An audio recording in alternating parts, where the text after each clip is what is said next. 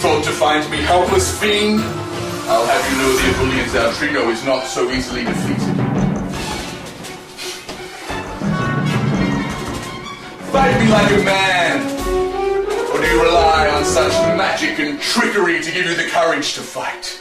You need not talk of courage to me. There is none braver than the effervescent Brian. Then draw your sword and let us fight like men of honor. Will you allow me a moment to catch my breath? Of course. By the code of conduct I am honor bound to.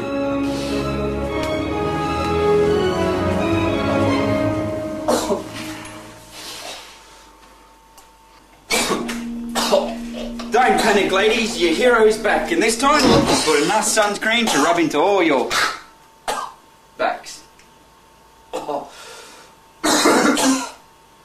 Zautrino? Guy, I can assure you this is not what it looks like. Really? Oh, good, because from here it looks like you've impaled me on a sword.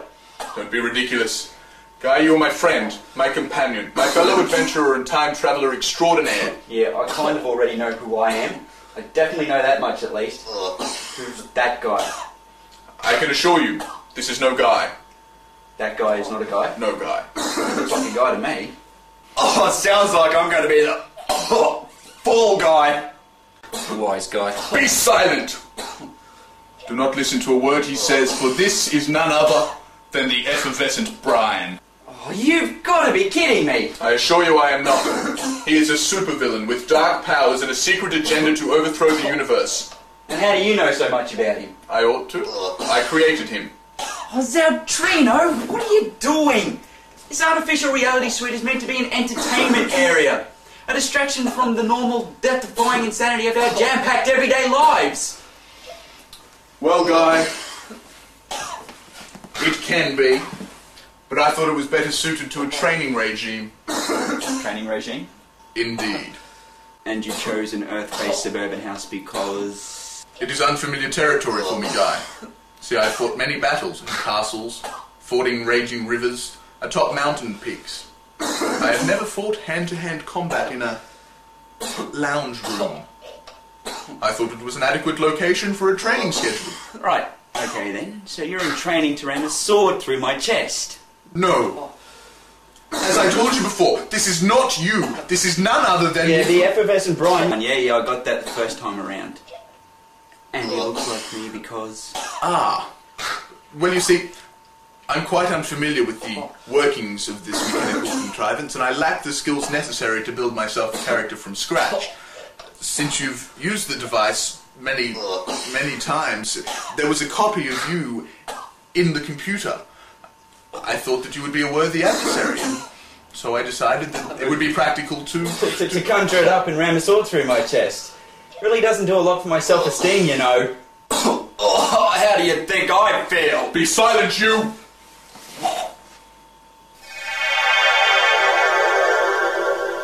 I'm sorry, Guy. It was a training exercise. Yeah, well, why don't you use one of the other characters in the system? None of them was suitable. Oh, come on, surely there was one.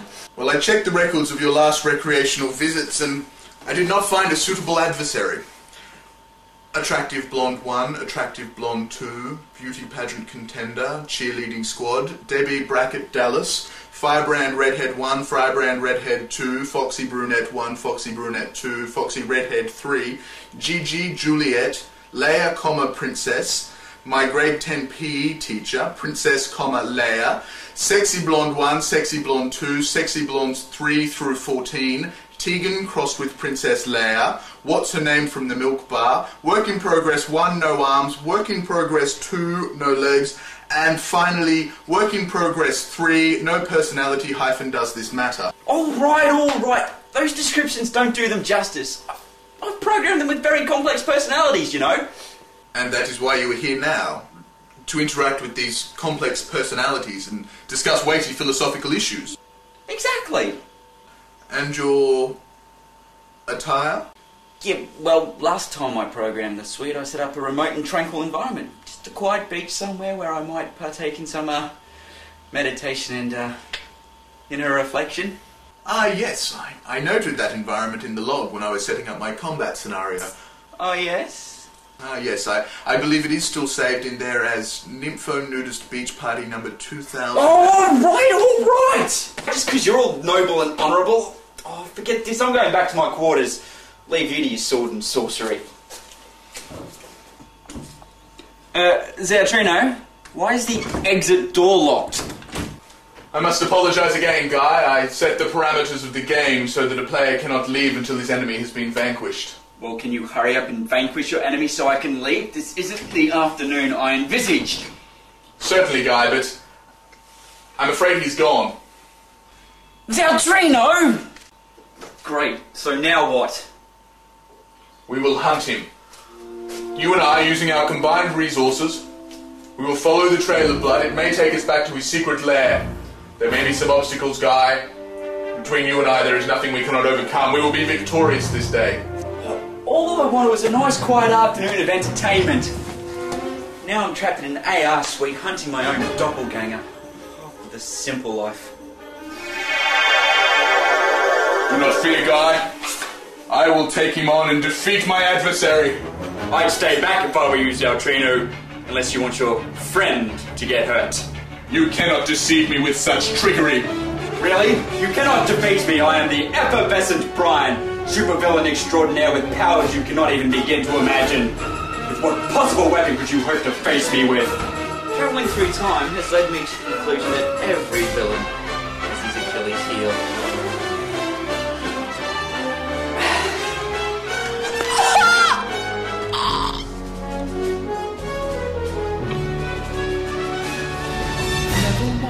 Complete. I do not believe, Guy, that was his heel. Figure of speech. You know, I can really relate to his pain. It goes both ways. Right. Well, I'm off.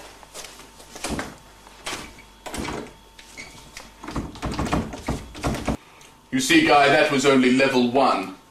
There are, in fact, 17 levels to be completed before this combat scenario is over. Zautrino!